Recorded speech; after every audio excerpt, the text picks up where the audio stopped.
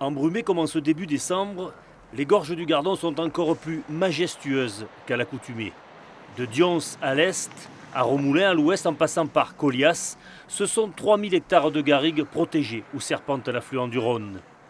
450 000 touristes l'an dernier ont visité le lieu qui devrait être classé grand site de France. Le ministère de l'écologie pourrait délivrer le fameux label en avril prochain.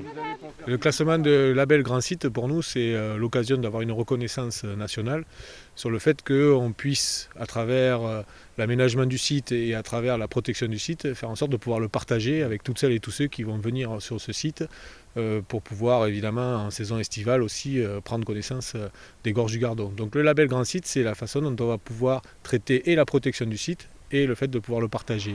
Outil de travail indispensable pour décrocher ce Graal, la maison du Grand Site. Les gorges du Gardon auront la leur fin 2011. Des travaux débuteront dans les semaines à venir pour agrandir celle existant à Sainte-Anastasie. Elle héberge aujourd'hui et depuis 2005 les 18 salariés permanents du syndicat mixte. Coût des travaux pour transformer ce bâtiment en lieu d'accueil, 1 100 000 €. On aura plusieurs pôles. Un pôle muséographique de 90 mètres carrés, un pôle animation qui nous permettra d'accueillir des groupes scolaires.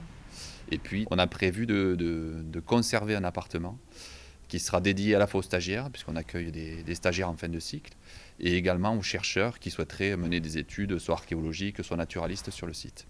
Les gorges du Gardon pourraient bien décrocher un nouveau titre.